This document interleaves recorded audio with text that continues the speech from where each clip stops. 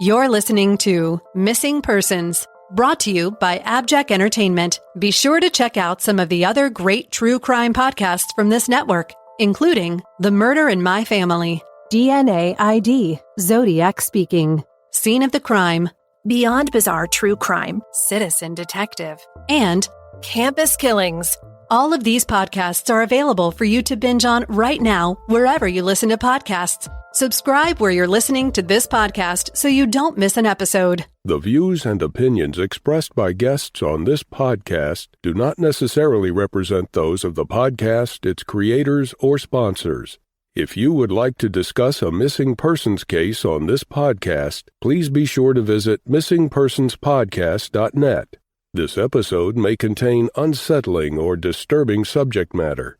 Listener discretion is advised.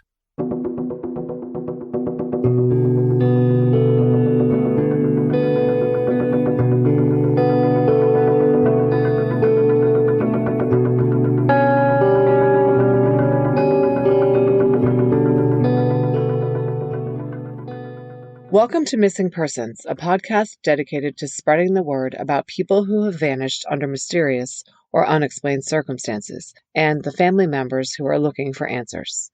I'm Jess Betancourt. And I'm Mike Morford. Together we created this podcast to help give a voice to people who continue to search for their missing loved ones, in some cases even after decades have gone by. In each episode, you'll hear from Jess giving listeners the backstory and the basic facts of the disappearance. Then Mike will speak with someone who's intimately connected to the missing person, and his guest will share their story with us. Please stay tuned at the conclusion of this episode to hear about our Patreon program and our commitment to help find people who have gone missing. We'll also share with you where you can find more information and how you can join our team and help our efforts. You'll get recommendations for other podcasts we think you'll enjoy and more. So sit back and enjoy this episode, and who knows, maybe you can help us find someone who's missing. Episode 64, Kara Hyde. Kara Lorraine Hyde was born on October 8, 1998, and grew up in Hamilton, Ohio, a city 20 miles north of Cincinnati with a population of about 65,000 residents. She lived with her mom, Lisa Smith, and three older brothers, James, Matt, and David, after her parents separated.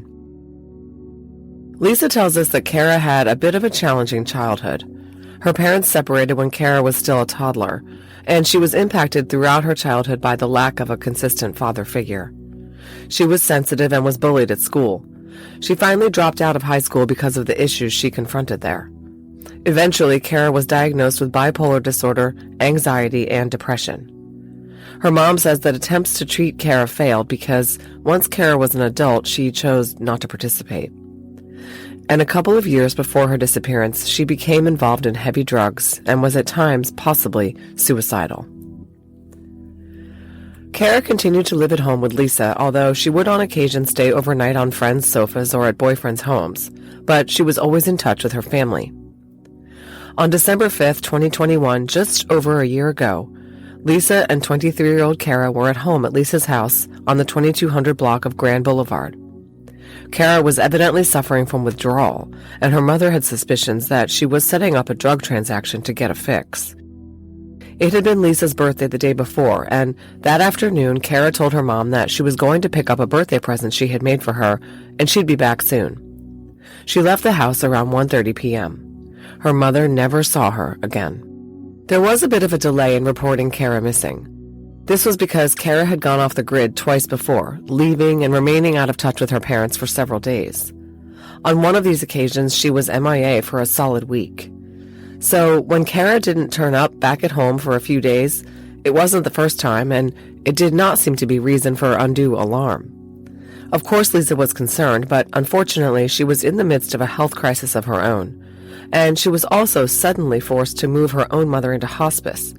So Lisa was distracted and consumed with other things. She did what she could, touching base with Kara's friends and so on. But when Kara hadn't turned up by the 18th, and Lisa got a phone call from an ex of Kara's asking about her, she decided it was time to involve the Hamilton police. Lisa had been able to determine through her inquiries that Kara had been seen on Parrish Avenue on the 5th. She had left a friend's house in the 1600 block of Parrish around 3 p.m., possibly on foot. However, Lisa has now learned some new information, which is being kept under wraps for the time being, about a more updated last known location for Kara. She has turned that information over to the detective on the case. Lisa maintains that while the Hamilton police were initially somewhat reluctant to step in and search for Kara, she now feels that they are taking the case seriously and working it hard. You'll recall that I mentioned an ex-boyfriend of Kara's had called Lisa, saying he was concerned about Kara. He hadn't heard from her in some time, he said, which was unusual. He said something to Lisa about looking for her in Crawford Woods. Crawford Woods is located near the place where Lisa was last known to be.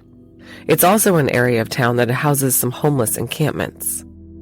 When Lisa's mom and volunteers went and searched the woods in late December 2021, they found a gym bag that contained clothing Lisa recognized as Kara's. She said she had not seen this bag recently, and Kara did not leave the house carrying a bag on the day she disappeared. So it's undetermined how and when that bag got into the woods. A t-shirt and a single boot belonging to Kara were also found in the woods. The other boot, mysteriously, was located in Kara's room among her things. There have been additional searches of Crawford Woods by the police, Texas EquiSearch, and volunteers, all to no avail. Lisa says that Kara was very unlikely to stay in a homeless encampment. She knew she could come home. There has been no activity on Kara's previously much-used social media accounts since her disappearance. Her cell phone, when called, goes directly to voicemail. Kara's father, Rick, passed away in September of this year, and Kara did not show up for his funeral.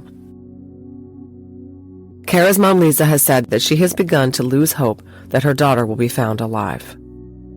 The Hamilton police initially posted a $2,500 reward for information about Kara's current whereabouts. The family has contributed funds of their own, and the reward now stands at $4,000. Hamilton Police Detective Brian Wynn said the investigation into Kara's disappearance is ongoing, but they have not been able to determine whether there was any foul play.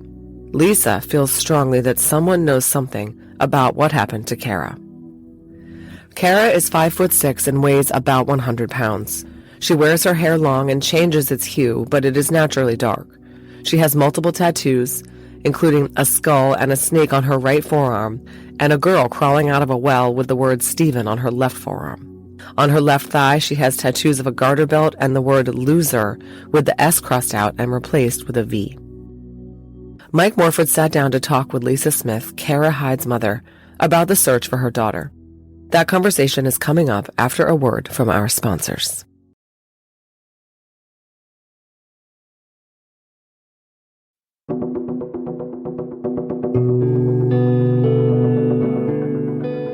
Hi, Lisa, and welcome to Missing Persons. Thanks for coming on to discuss your daughter Kara's case with us.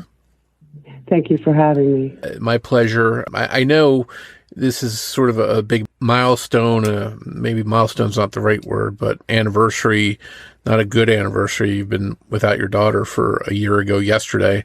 How tough has this last year been on you and your family, and for those that care about Kara not knowing where she's at? It's, I keep saying it's been a nightmare that I just can't wake up from. And every day a new story or lead or tip will come in that produces, a nightmare on top of the nightmare. And it's just nonstop. And it's just really, really hard and frustrating and sad. And I'm just scared. I'm just really scared of what I might find out or what I might not ever find out. Yeah, and I imagine that has to be like a fine line between wanting to know what happened, but at the same time finding out something that's terrible. Absolutely. Yeah, there's no, manual on how to deal with this situation. I'm sure this is all a learning experience for you. That's right. I wish there was a manual. After this, I might write one. Yeah. Before we get into the details about Kara's disappearance and what might have happened to her, can you tell us a little bit about your daughter herself and help us get to know her a little bit? Well, Kara had some issues growing up with her father. He abandoned her and, his whole family did when she was little, and that hurt her very much. And So she grew up with some abandonment issues and later on developed bipolar disorder, which even then towards the end she was showing symptoms of borderline personality disorder and histrionic disorder. She was not in her right mind, let's say, when she disappeared. But before all that happened, Kara grew up in a nice home with me and her three brothers, and she was happy for the most part. She, had issues, like I said, missing her dad and this and that. But Kara was a very pretty girl, and she got bullied relentlessly at school to the point where after a couple of years of it, she dropped out of school because she could not go back and face that. And that hurt Kara very badly. She still cries about it to this day at times. For some reason, she was she had a target on her. She was jumped in a movie theater one night as a teenager, and her new phone was stolen. And another time, she was jumped and robbed of her purse. And she's just walking to the store. So Kara's been tormented, several times by things in her past, and I tried several times to get her help, professional medical help, but the medical professional, in my opinion, let her down. I had her to the hospital 3 times for suicide attempts.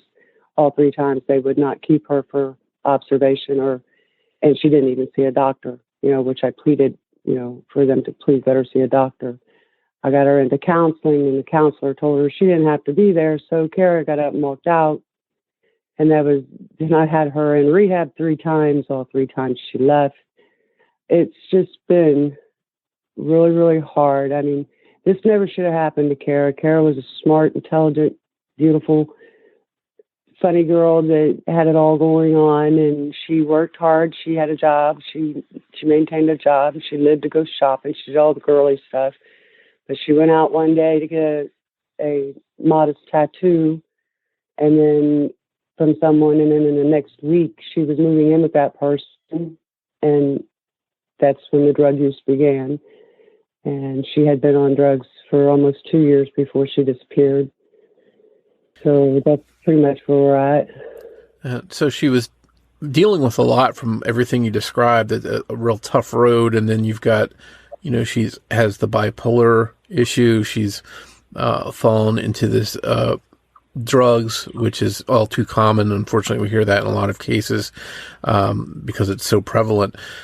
It sounds like she was really struggling. What was her mood like immediately before she vanished? Was she in good spirits? Was she doing well at that point? No, she wasn't. She was a mess. Something happened with Kara. I believe she had like a psychotic break or something. Kara could not maintain a conversation most times, and even when she wasn't using. So she was not in her right mind. Something happened to her right before she started using drugs that involved a family member, and I'm not sure what that trauma was, but I noticed that immediately after that she began displaying erratic emotions and feelings and behavior. So definitely some warning signs that she wasn't in a good place right in her life. Not. Let's go back to that date, December 5th, 2021. That was a year ago yesterday when Kara vanished. How and when did you realize she was missing? What was your last interaction with her, and at what point did you say, okay, something's wrong here? Well, I received a phone call from an ex-boyfriend of hers, and he rattled off this story real quick that he thought something had happened to Kara and that she could possibly be dead because he had not heard anything from her in a couple of weeks, and that was unusual. And he said that he went over to Crawford Woods and looked around for her. And I asked him why he did that, because Kara didn't normally hang out there, she sure didn't stay in the homeless camps back there with the homeless people. She stayed with me or she couch surfed. She didn't stay in homeless camps. But he tells me that he went back there. He goes, because there's a lot of homeless people back there, I thought I'd go see if they seen her. He goes, but I didn't find anything that's too vast. And then he started deflecting. It couldn't have been him because he hasn't been to Hamilton in 2 weeks. And he was at such and such a place that day, with his daughter. And that it had to be so-and-so. And he went over and talked and threatened so-and-so. And he knows it's him. And then he told me, it could be this guy. And he just sent me on a wild goose chase. But that's how I found out. Now, when was the last time you saw Kara yourself? December 5th. Okay. She left here at 3 p.m. And she left the house. It was nothing. Did she say where she was going? Was there anything unusual about when you last saw her? Well, I know that she was dope sick because she was throwing up. And she was on the phone apparently making a drug transaction or drug deal, which I guess went through because she hurried on out the door and told me she'd be right back. She was going to go get my birthday present she made me. And she said she loved me and she was out the door. And that was it. And, I would think that, okay, she doesn't come home and, you've got now this ex-boyfriend coming concerned about her. What did you mention? You're running around sort of on a wild goose chase looking for clues, looking for where she might be. Did you find anyone that had seen her, anyone that had any information at all? Actually, I just found someone today, and I just passed that information on to the detective, but I don't feel comfortable sharing that. Okay. Well, that's good that even a year later, there's people coming forward. I said, but it's good news. Let's just say that. Oh, that's good to hear something happening, after a year, and that's what's good about maybe the. There's been a lot happening in a year. This case was never going to be solved in a day. It wasn't reported for. She disappeared on the 5th, and I don't think I reported it till the 18th. So the detective was way behind the 8 ball on this case, but he is the best man for the job, and he's worked a lot of angles. And the thing is, there's a lot of smoke screens, a lot of different players, a lot of different scenarios being, out there that he's had to run down, chase down, and it's a tremendous amount of work. Like I said, this case was never going to be solved in a day. Yeah.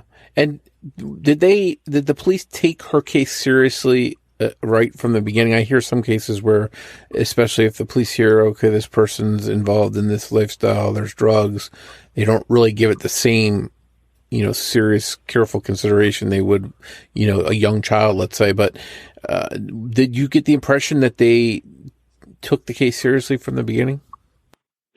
Well, one of the problems was Kara had been reported missing twice before in the last few months. One time she went missing for 7 days, and her father panicked and filed a report, and I found her that day through a friend. So that case was closed. And then just a couple months later, I got a phone call, and this man told me that he had Kara in his car, and he was going to stick her, and I was going to hear her scream if I didn't do exactly what he said.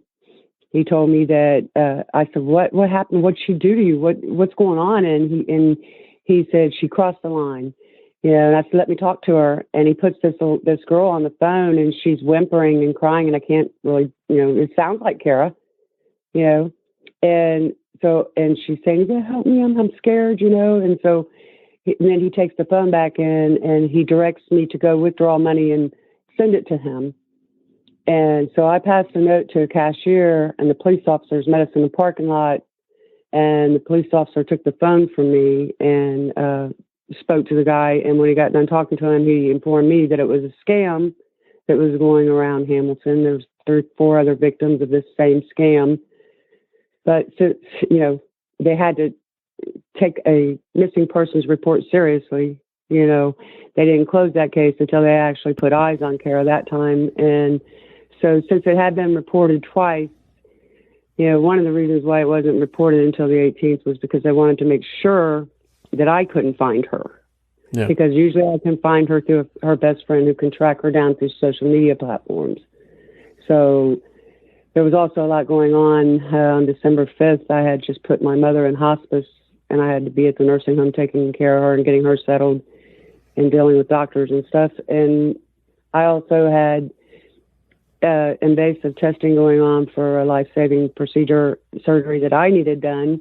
So it was a really congested time of, hard decisions and things that had to be done immediately. There was a lot going on. That's why, like I said, she wasn't reported missing until the 18th. Yeah, it's a lot to juggle. And I guess you're weighing, all right, you want to know where she's at, but at the same time, these other 2 times that she was reported missing, she turned out that she was fine. So you sort of have to balance, okay, do I go to the police now or do I wait? I'm sorry. So as far as them taking the case seriously in the beginning, I did not believe they did so, no. I was very frustrated, and I raised a lot of hell. And I think it took about, I want to say 2 weeks to a month for them to actually I'm going to say 2 weeks for him to actually really get started on the case and take it serious, in my opinion, and that was after, like I said, I kind of blew up at the police department. Mm-hmm. And you mentioned now and you mentioned there's a good detective now that's the right person for the case, you think? We've worked through our differences. Okay. And hopefully that detective will make some headway. You mentioned there's tips coming even a year later that might be helpful. A lot of this, I imagine some of the people that maybe were in your daughter's circle of friends or people that are less than cooperative with police. Do you know if they ran into roadblocks trying to reach out to some of these people and get help and asking questions and stuff? I'm sure they did. I think the detective described it once as, we are dealing with people, if you knock on the front door, they're running out the back. So, yeah. That's gotta I'm sure he encountered the problem a lot. It's got to be an uphill battle. He wrangles them in on their warrants and questions them, so he gets it done one way or another, if they won't talk to him. And you mentioned, I think you've mentioned in an interview that you had tracked Kara to a certain home that day. Did you speak to the people in that home? Were they cooperative? Well, since that information is not valid anymore, I now know more or less. I now know more where Carol was at, and I'm not sure she was even on Parrish Avenue now. I know she was that morning, but I don't know if she went back there that afternoon. It's not where I'm thinking she went now, because of other things other information that has come in. So you go chasing a lead basically, and then come to find out later on that maybe it's not correct or not accurate. Every day. Every day. I'm curious, were there any kind of organized searches done for Kara? Any kind of police searches that they put together? There have been several searches done, both professional and by Kara's search team. They just searched Crawford Woods again. I think this is the third or fourth time law enforcement has searched Crawford Woods, along with EquiSearch. But this time they used Hamilton County Search and Recovery. So that, now I know that they were actually looking for Kara's body there, because you don't call in search and recovery unless you're looking for a body. So it kind of looks like whatever happened to her may have happened to her there. And that's got to be hard to, accept that they may be looking for a body and not for her alive. How tough is that to handle? I was sitting there in the parking lot watching the search, and I noticed a truck that said Hamilton County Search and Recovery. And then that's when it dawned on me, oh my God, we're not here searching for maybe some of Kara's other belongings or clues. We're actually here searching for Kara. And yeah, that was a hard moment. A very hard moment. Because it kind of took away my 1% chance of hope that she's still alive. So you're holding on to that piece of hope that maybe she's out there someplace, but then you see this and it sort of deflates that hopefulness. Yeah. Mm.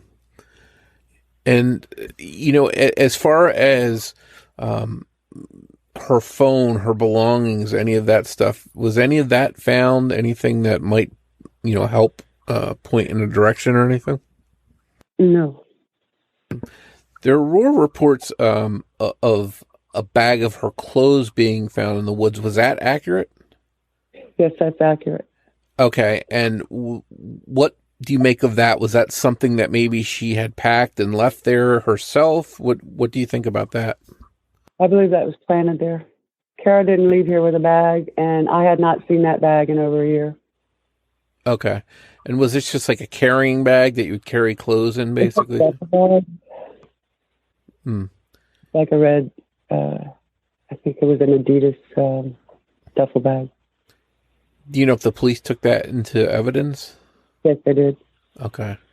Well, and can you describe the area where that bag was found? I know it was mentioned as being in the woods, but where would this be in relation to where she was last seen, for example? Pretty darn close. At the same park. Yeah, it might give police a starting point to at least look there and sort of spread out from there. So, and is there, you mentioned that she was on social media a lot and used to be able to track her there. Is there any signs of that she's used social media, that she's used an ATM card, anything like that at all that shows that she's out there? Nothing. Nothing at all. Oh. And it's got to be, you mentioned earlier, you have that 1% hope, but when you don't see any sign that she's out there any place, it's got to be tough and make you lose a little bit of hope, I would imagine. I've lost a lot of hope since that search I was just telling you about.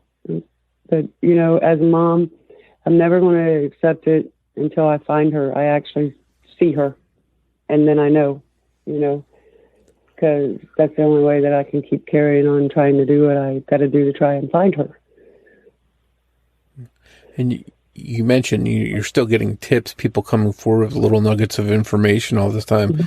Maybe someone out there that still has a piece of the puzzle that will help can still come forward and help find out what happened to Kara.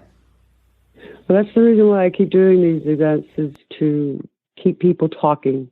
I don't want them to forget Kara for 1 minute. I want to keep them talking, because if you keep people talking, something might, eventually come out. Mm. Yeah, it's good not to give up hope and keep pressing forward. Oh, yeah, I'm going to keep pressing forward, all right. Well, you had a vigil yesterday on the anniversary of Kara going missing. How tough was that for you, and what was the turnout like there? Was there a lot of people there to support you and that were close to Kara? Yes, there were, absolutely, and people I haven't seen in ages. Lots of her childhood friends showed up also. It was the hardest day since the day I found out she went missing. It brought it all back, Yeah. Especially being there at that place at that time. And then that's everything you mentioned, it's brought up again. It's the 1-year anniversary. People are talking about it. It's in the news probably again. And you're sort of reliving that initial feeling. Yeah, we had 4 news stations at the vigil. Oh. So everybody should have been able to see it on the news last night, whatever news they watched. And hopefully that news coverage is going to help, result in more tips, more leads coming in and that kind of thing. Oh, God bless the news people, because they've been there for Kara. I mean, they do a story on her at least once a month. They've always came when I asked them. They're very kind people too. They actually really seem to care, and I need them so bad, because yes, it does help. It helps tremendously. It directs a lot of people to her hashtag Find Kara Hyde group. And that's where you can find out anything and everything you ever wanted to know about Kara in this case. So it always generates a lot of new members whenever there's a news broadcast. So it's a wonderful thing, and it keeps the word out there, spreads it to more people. Yeah, absolutely. People can share that on social media. And can you just say that site one more time? Hashtag Find Kara Hyde. Okay. And they can go right on Facebook and find that? Mm-hmm. Okay, great. And we'll be sure to include that in our show notes, so when people listen to this, they can click on it and find more information, share the case, and that kind of thing. I know you're very active doing these interviews and talking to the news and stuff, and I imagine that you'd want to do anything you can to find out what happened to Kara, whether it's a positive outcome or not. You just want to know the truth about what happened to her, I'm sure. Absolutely. Oh. I really, I'm scared to find out what happened to her. My only focus really is to find her so that I can bury her next to her grandma and give her back her dignity. That's all I want. I just want to know where she is. I'm not really sure I want to know what happened to her, because I feel like whatever happened to her was evil, and I just don't know that I can bear that. Yeah, so I can imagine it's a double-edged sword, so to speak, between getting some answers, but having to deal with everything else that comes with those answers. Right. Well, it's been a year. I know this has had to have been very hard for me. It sounds like it based on what you're saying and in your voice. I can hear it in there. I hope you do find out sooner rather than later what happened to Kara. And we'll do our part to share the case and get it out there and let people know that she's still missing and you're still looking for her.